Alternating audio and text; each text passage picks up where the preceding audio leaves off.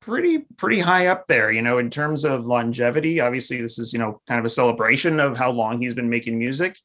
He is one of these figures who you can point to, who was one of the first to really come up with these multiple identities. People point to, Bowie and Madonna, having these different ways that they present themselves. And Dylan was doing that from the very beginning. I mean, he was obfuscating his biography. The minute he shows up on the scene in New York, people are already asking, like, what's he really about? And the more famous he gets, the less people seem to know about him. And then he goes through all these various phases in his career, and we know even less the more he puts out. So that's obviously a big deal.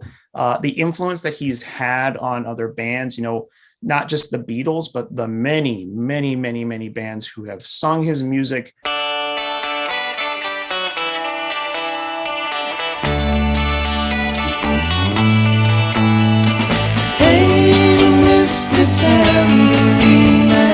How many times must the cannonballs fly before they're forever banned?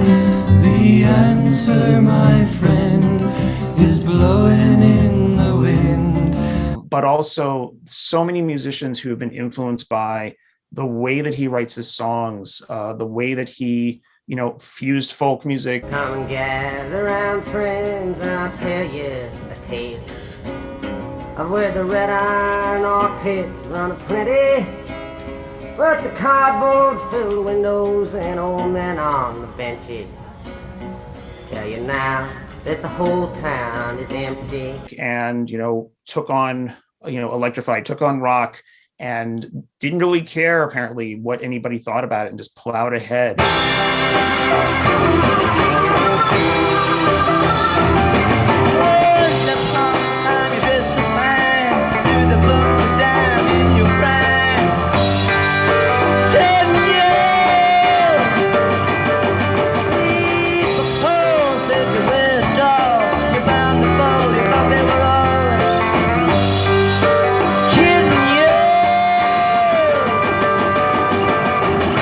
And does country. And I'm one too many mornings and 1,000 miles behind. And then does just about everything.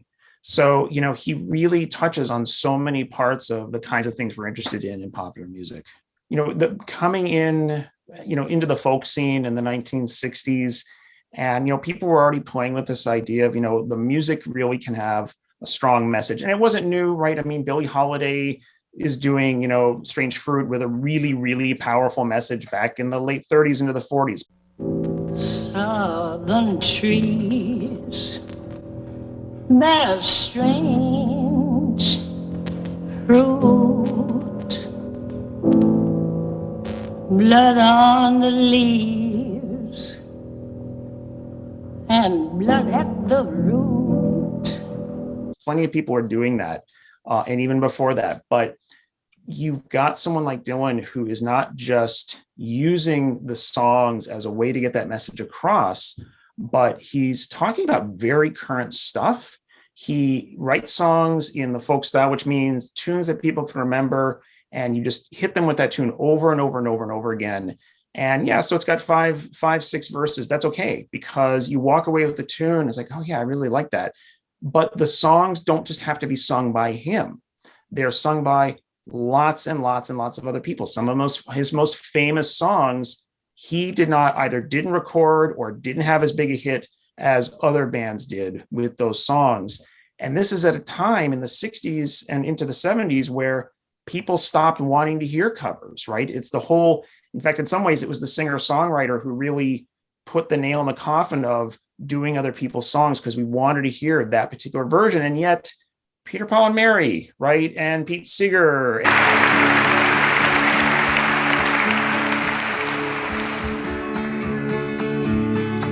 And another young fellow by the name of Bob Dylan wrote the next song.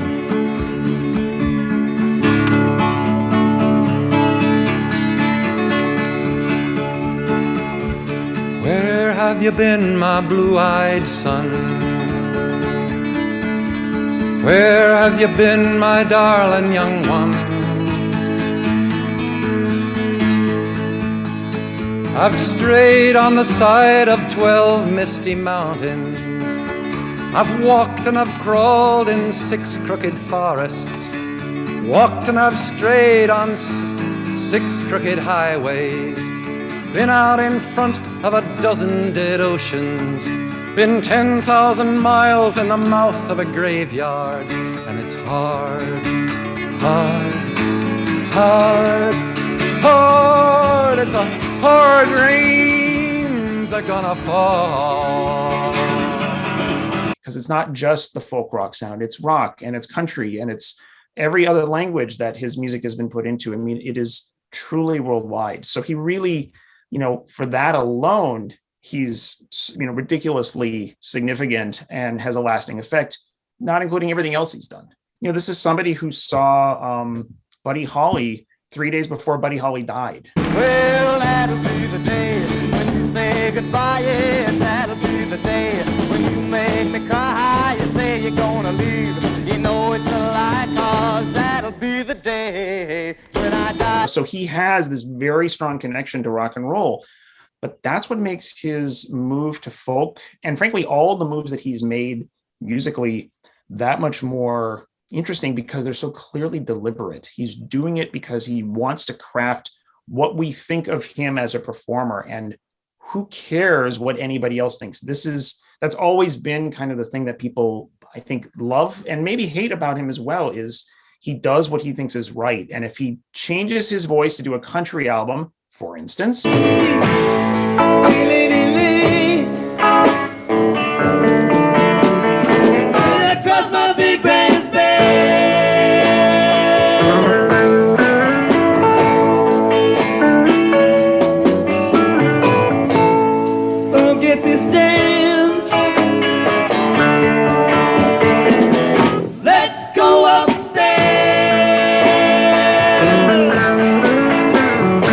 and some people it drives them crazy and other people are like, oh man, this is really interesting, then that's fine, because you know what? He's doing it for himself. He's not doing it for anybody else.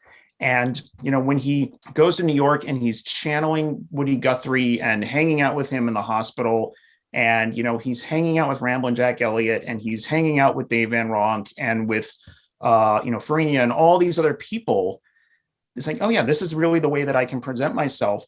But he hasn't forgotten about the rock background. It's all still there. And yeah, it comes out again when he, you could say it comes out again when he goes electric, but even before, the infamous show at Newport, that album already had all the electric stuff on it. It wasn't like something just happened at that moment. It had been coming for ages. So it wasn't like he forgot about it. It's like, all right, I'm going to experiment with this thing. And now I'm going to do this other thing that I enjoy because this is who I am as a musician. Because he was so good at writing those songs. I mean, you could look at the lyrics of, Masters of War. Come, you masters of war, you're the build the big guns, you're the build the planes, you're the build the big bombs, you're that hide behind walls, you're that hide behind deaths. I just want you to know I can see through your mask. It's pretty clear what he's talking about, but he never, ever comes out and says, I am the leader of this movement. This is what I want to be. Far from it. He just, like, oh, you want me to come up stage? Fine, I'll come up and do these songs. Your applause, he needs no further introduction. Mr. Bob Dylan.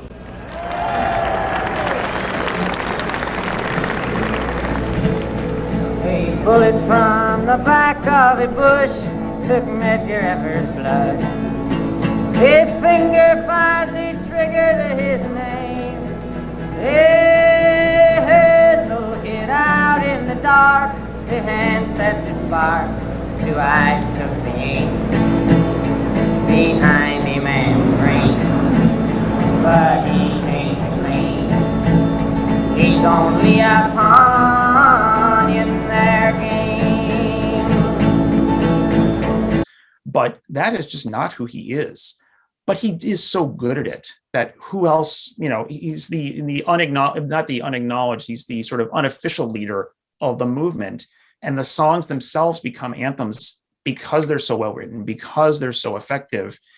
And he kind of gets dragged along with it, which may be why, what happens at Newport becomes such an important moment, because he gets to say, you know what, I don't want to do that job anymore. You can keep the songs, they still are meaningful, and the songs I'm going to keep writing are going to be meaningful, but I'm going to do what I want as a musician. And I think that's again and again the sort of refrain of his career. I will do what I'm interested in doing. And if you don't like it, it's my life.